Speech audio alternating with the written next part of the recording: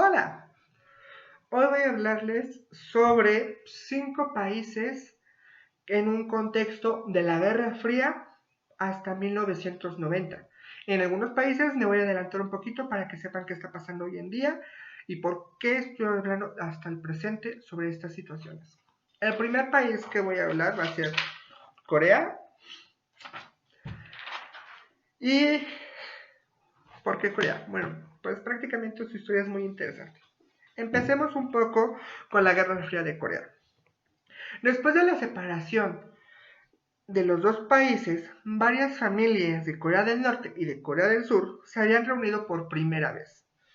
Las familiares que permanecían en ambos lados de la línea paralela, o sea, del territorio que marcaba la diferencia de los territorios, pudieron platicar, llorar, hablar, entre otras cosas, por un lapso de 38 horas. Ahora, esto tenía algo más a fondo. La reunión se había realizado en un contexto de negociaciones entre los dos países y el nuevo contexto en la región. Esto significó que después de la Segunda Guerra Mundial y la derrota de Japón, retiraron a las tropas japonesas del territorio coreano y luego las dos potencias en la Segunda Guerra Mundial habían dividido el país. Ahora, más adelante voy a hablar por qué se dividieron el país, pero vamos a empezar un poquito sobre antes, después de la Segunda Guerra Mundial y japoneses. Sí, japoneses. Prácticamente en ese momento había un trasfondo que era la península coreana, que se convirtió en un objetivo para las grandes potencias en una invasión extranjera a principios del siglo XX, especialmente Japón. Así es. Los japoneses fusionaron la península en su propio territorio. La ocupación japonesa de Corea del Norte aprobó la firma del Acuerdo de Anexión Corea-Japón. El acuerdo desencadenó la ocupación de Corea del Norte por ciudadanos japoneses. Después de la formación de una colonia japonesa en el territorio norcoreano, se realizó la ocupación de Corea del Norte. Los japoneses ocuparon la tierra de producción que los mismos norcoreanos estaban ocupando. Ocuparon la tierra de muchas personas, obligándolos a hacer trabajos forzados. De hecho, muchos norcoreanos fueron forzados a dejar su propio país para llegar a Japón y hacer lo mismo. Para este mismo propósito, Japón estaba invadiendo Corea del Norte. Pero no solo eso, Japón se había caracterizado en esta invasión por sus delitos sexuales contra los mismos norcoreanos, y provocando que el gran sueño norcoreano sería expulsar a los invasores japoneses, que prácticamente esto estaba provocando un poco más de conflicto, por así decirlo, ya que esperaban que otras grandes potencias los apoyaran. Ya después de la guerra, tras la derrota de Japón en la Segunda Guerra Mundial y la conferencia de Potsdam, celebrada en julio de 1945, los estadounidenses que se unieron y la Unión Soviética habían determinado que la península de Corea estaba dividida en dos áreas de influencia. Ahora, sé que suena como muy rebuscado, pero ahorita les voy a explicar más adelante. Ahorita nada más fue como una rosadita, pero no se preocupen. Empecemos a hablar un poquito sobre Corea del Sur. Corea del Sur, a la hora de dividirse, prácticamente fue una independencia coreana. Y el que lo estaba liderando fue Syngman Rhee. Syngman Rhee fue un miembro de un club independiente que durante la independencia de Corea del Norte, el cual fue ocupado por Kim Il-sung, había desempeñado un papel como representante de Corea del Sur. Durante este periodo, cabe recalcar que Syngman Rhee fue el primer presidente de Corea del Sur. Syngman Rhee, o de cariño vamos a llamarle Rhee, adoptó un sistema político-económico liberal que fue claramente influenciado por los Estados Unidos. Ahora, esto lo podemos ver en su libro The Spirit of Independence, ¿sí? Bueno, okay.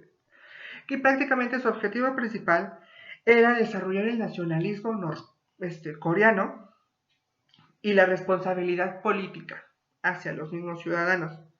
Ahora, se puede decir que Ri fue influenciado por Estados Unidos, ya que Estados Unidos siempre apoyó su carrera política. De hecho, en 1950, Estados Unidos y Corea del Sur habían formado una relación muy estrecha por el mismo apoyo que estaba recibiendo. Pero ahí viene, por así decirlo, bueno, sí, ahí vienen las intenciones ocultas de Estados Unidos, pero no solo Estados Unidos, también la Unión Soviética, que habían acordado prácticamente administrar la península bajo el sistema de comité conjunto. Pero obviamente Ri se había negado, ya que él buscaba un país independiente, no un país dependiente. Eso a lo cual a Estados Unidos no le gustó, pero bueno, ese es otro problema. Eso hablamos ahora un poquito más adelante. De hecho, en 1947, las Naciones Unidas fue la encargada de tomar la decisión y legitimizó a Corea del Sur como un país. Y en 1948 se organizó la primera votaciones democráticas, las cuales Ri fue las que ganó. En 1950 todo iba muy bien, hasta que Kim Il-sung tomó la primera acción contra las facciones de Corea del Sur con un intento de unificar el territorio. ¿Ok? Perfecto. Ahora, Corea post Segunda Guerra Mundial. ¿Por qué hubo una división entre los países? En primer lugar, hubo una división de los países por una diferencia de ideales. Corea del Norte, que estaba influenciado por la Unión Soviética, se convirtió en un país capitalista. Y Corea del Sur, obviamente influenciado por Estados Unidos, se había convertido en un país capitalista. Esto pasó y hubo muchos choques de ideales, obviamente. En 1950, Corea del Norte intentó reunir a las dos facciones a través de un plan militar muy violento, que desencadenó una de las guerras civiles más sangrientas y radicales del país. Y no fue suficiente. De hecho, Corea del Norte había invadido a Corea del Sur el 25 de junio de 1950. Y todo el conflicto inició cuando Corea del Norte invadió o conquistó Seúl, que es la capital de Corea del Sur. Y ahí fue cuando comenzó el conflicto. Vamos a hablar un poquito más adelante sobre este conflicto que provocó Kim Il-sung. Pero sin embargo, gracias a esas diferencias de ideales, más ese conflicto, hoy Corea del Norte y Corea del Sur, aunque tienen un pacto, más adelante vamos a hablar de eso, siguen teniendo roces. Ahora, ¿quién es Kim Il-sung? Kim Il-sung, de 1912 a 1944, fue el líder del Partido Comunista de Corea del Norte y desde 1931 había participado activamente en la lucha contra la ocupación de Corea del Norte por parte de los japoneses. ¿Ok? Ok. Después de la Segunda Guerra Mundial y el ejército japonés había sido expulsado de una vez, había dividido Corea del Norte. Ya sabemos que Corea del Norte fue gobernado por Kim Il-sung y Corea del Sur por Syngman Rhee. ¿Ok? De hecho, se le permitió el orden soviético para ocupar Corea del Norte, bueno, la región del norte, y Kim Il-sung fue nombrado secretario general del Partido Comunista en 1945 y se convirtió en el presidente provisional del gobierno al año siguiente, o sea, en 1946. Sin embargo, Kim Il-sung se había negado completamente a celebrar las elecciones democráticas para escoger un presidente, ya que, bueno, estas elecciones habían sido, tenían planeadas manejar la ONU, la Organización de las Naciones Unidas, pero no fue así. De hecho, Kim Il-sung, porque quería, la la declaró la República de Corea del Norte. Por sus... y estableció el estatus de primer ministro en 1948, iniciando así una gran dinastía. De hecho, es irónico, estableció una dictadura comunista con el apoyo de la Unión Soviética y más adelante China decidió apoyarlos. Ok, en 1950, Il-sung había anunciado un ataque repentino contra Corea del Norte con el objetivo de unificar todo el territorio bajo su mando, llamándolo Operación Tormenta. Tanto China como Estados Unidos participaron en esta guerra, porque más adelante les voy a decir. Sin embargo, esta guerra duró de 1950 a 1953. Duró 3 años. Y si no hubiera sido por la intervención de las Naciones Unidas con su ejército, hoy en día Corea del Norte y Corea del Sur serían uno otra vez.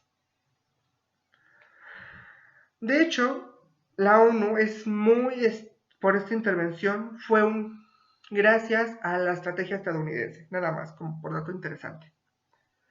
Ok, luego del colapso político entre la Unión Soviética y China, llevó a Kim a elegir uno de estos bandos, escogiendo a la última, en 1962, pero obviamente no funcionó. En algún momento de 1972 había promulgado una nueva constitución para el país y se declaró el presidente de la República hasta su muerte en 1994. Todo el mundo hubiera pensado que hasta ahí hubiera terminado su dictadura totalitarista, pero no fue así. Su comando se mantuvo firme. De hecho, a medida que su régimen iba creciendo, se volvió más represivo y él totalmente totalitarista. Y se había estancado, cerrándose cada vez más. Además, su misión se caracterizó por el extraordinario culto personal que la sociedad civil necesitaba. Sin embargo, en estas prácticas no terminarían con su muerte, como ya les había mencionado, sino que iban a ser entregadas a su hijo Kim Jong-il, lo que desencadenaría la primera transferencia de poder hereditario de un régimen comunista. Y hoy en día sigue ese régimen de dictadura hereditario. Ahora, hablemos un poco de la intervención colombiana. Sabemos que la guerra Corea nos alejó un poco de los motivos centrales, pero esto solo es una disputa indirecta entre las dos grandes potencias que aparecieron en las cenizas después de la guerra. Por lo que es necesario mencionar el papel de la teoría de Truman, o sea, el trumanismo, en los intereses estadounidenses para Asia, ya que una vez que Stalin anunció que la alianza principal se había roto por completo, Estados Unidos había abandonado su posición de no interferencia en abril de 1950. Cubrieron al mundo entero en un ambiente frío y así lo dividieron en dos facciones y cada país tuvo que elegir entre uno de esos dos bandos para su supervivencia. Ahora, la misma teoría defendida por los Estados Unidos alejó al comunismo de Occidente y comenzó a desarrollarse en una zona de control, lo que llevó a la aparición de la llamada cortina de hierro, que a su vez condujo a diferentes razones de los países vecinos por todo el mundo.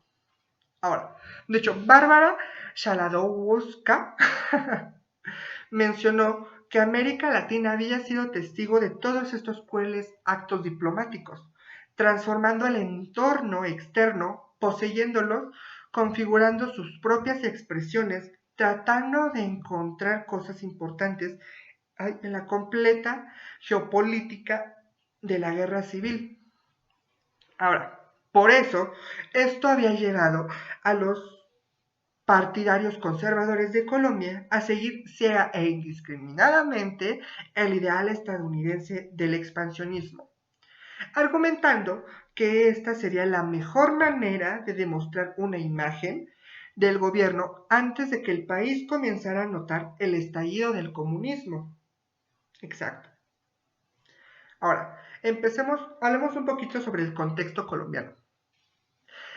Ya sabemos que el ambiente oriental en el que ocurrió la guerra parecía muy simple, pero para comprender realmente lo que estaba sucediendo en el mundo en esta guerra, debíamos dirigir nuestros ojos hacia Occidente, que no era lo que no parece necesario.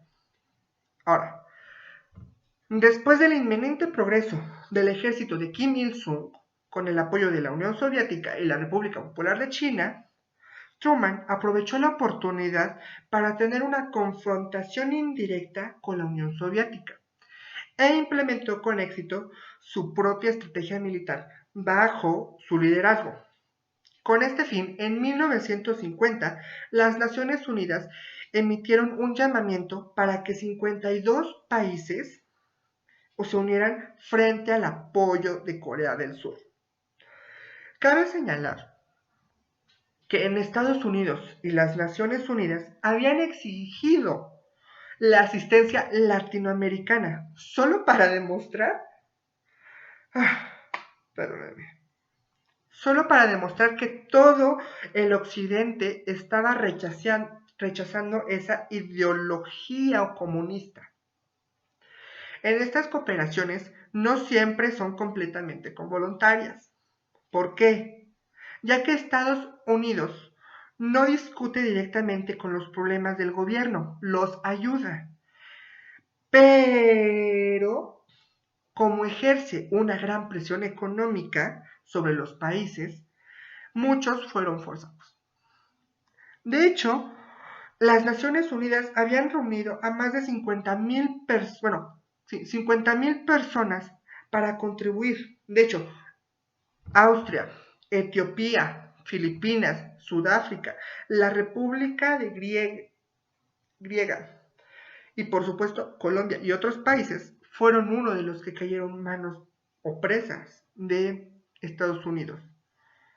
Ahora, por otro lado, en los Estados Unidos, Colombia había experimentado una fase violenta a principios de 1948, bajo la autorización del político conservador Laureano Gómez.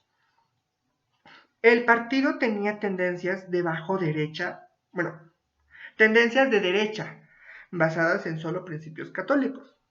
Y durante el periodo, la República Liberal terminó su carrera política y defendió la Falange Española y el fascismo europeo en general. Por lo que los medios libres en Colombia estaban cuestionando y criticando fuertemente el repentino interés en defender el ideal estadounidense. De hecho, varias personas dijeron que Gómez no era nada más una forma de tener una adaptación política para eliminar la presión, aunque había insertado unos nuevos ideales anticomunistas en la sociedad debido al enorme sistema de censura de la época. ¿Ok? Ahora, Colombia en la guerra. Perdón si estoy diciendo mucho ahora, pero que es mi muletilla. Perdónenme. Ahora, Colombia en la guerra. Después de asumir el cargo en 1950, Laureano proporcionó un batallón completo para el conflicto asiático bajo la iniciativa de las Naciones Unidas y proporcionó un buque que daría un apoyo logístico y de vigilancia a lo largo de la costa de Corea del Sur. La participación activa de Colombia en Corea del Sur comenzó con el decreto número 3230 de 1950, que había organizado el transporte de fragata Altamirante Padilla, y el decreto número 3927 del mismo año, que estableció el primer batallón de infantería de Colombia, el cual sería entrenado en Bogotá y luego sería en los Estados Unidos. Eventualmente se uniría a una compañía, se uniría a un grupo norteamericano en la zona de combate. En el mencionado batallón, el teniente coronel Jaime Polonia fue nombrado comandante y el mayor Alfonso Nova Morales fue nombrado oficial ejecutivo y segundo comandante. ¿Ok? Los refuerzos colombianos se habían unido a la División 24 de los Estados Unidos y llevaron a cabo su primera batalla el 7 de agosto. El ejército colombiano había defendido a Kumsung del 13 al 23 de octubre, transfiriéndolos con la tercera batalla de la División de Estados Unidos en Old Valley, que junto con los escaladores son las dos personas que tienen más influencia y reconocimiento en el país latinoamericano, porque ganaron en ambas victorias. También participaron en la llamada Ofensiva Nómada, que finalmente dio paso al desarrollo de Corea del Sur y decidió la guerra. De hecho, hasta el día en que el batallón salió de Corea del Norte, en 1954, 131 personas murieron en los combates. Las consecuencias sociales y políticas de su participación en la vida cotidiana de los colombianos son enormes.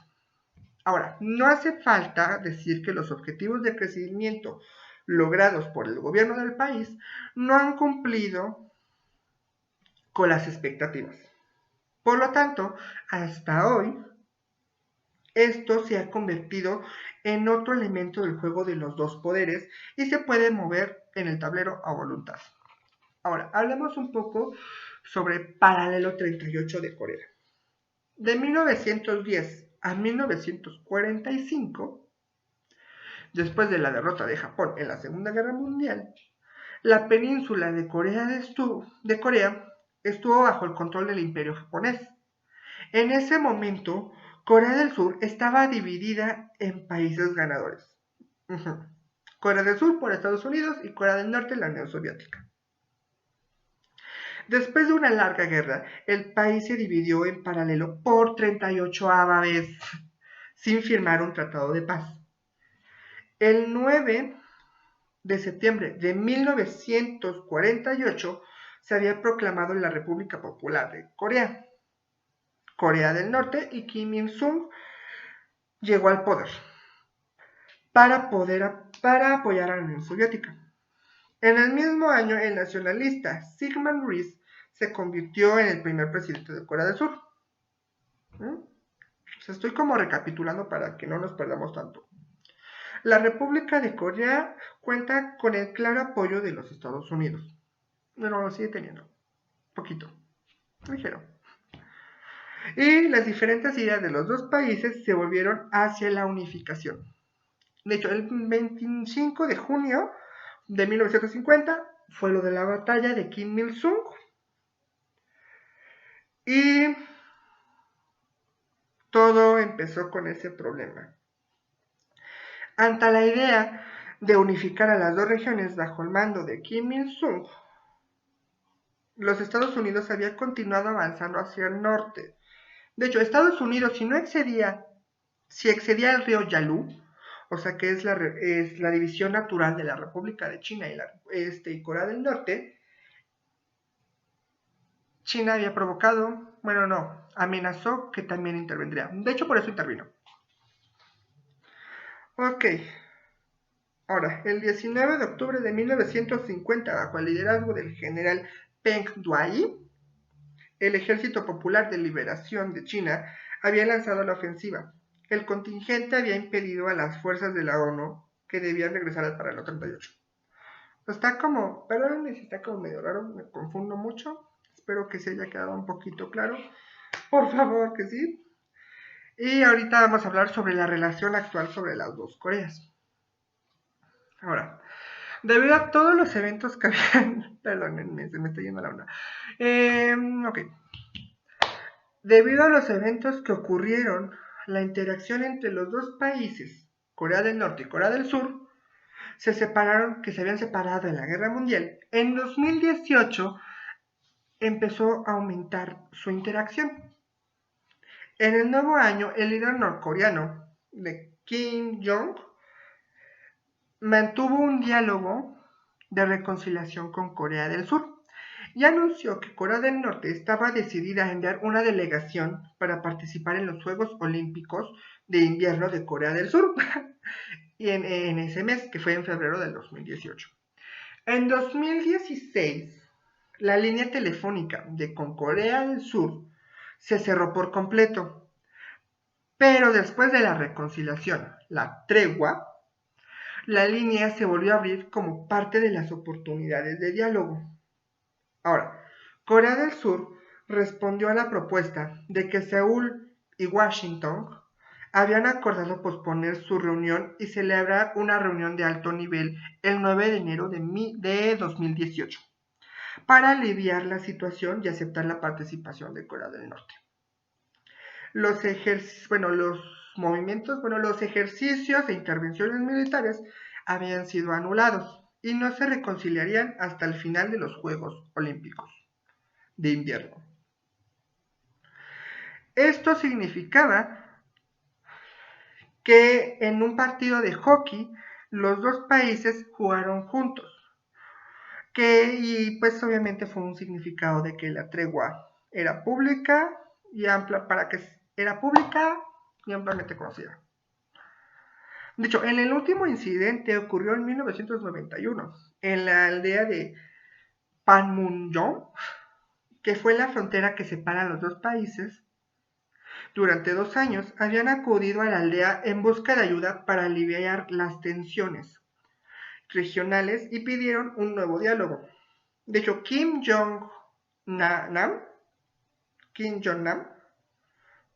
y la hermana del líder norcoreano vinieron a Seúl para dirigir a la delegación norcoreana a los Juegos Olímpicos. Corea del Norte renunció al aislamiento político y Kim Jong-un visitó Beijing para reunirse con el presidente chino Xi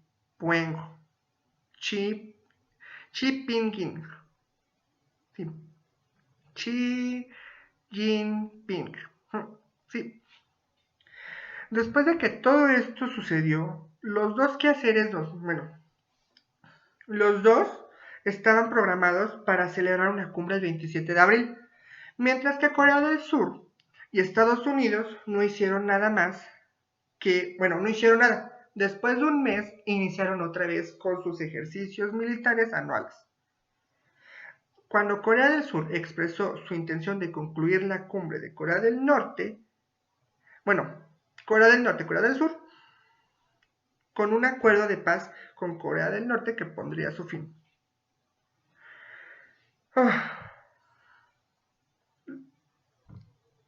El conflicto parece ser que los dos países siguen teniendo ese acuerdo, sin embargo todavía existen roces. Pero por el momento, eso es la historia de Corea del Norte y Corea del Sur. Corea en la Guerra Fría.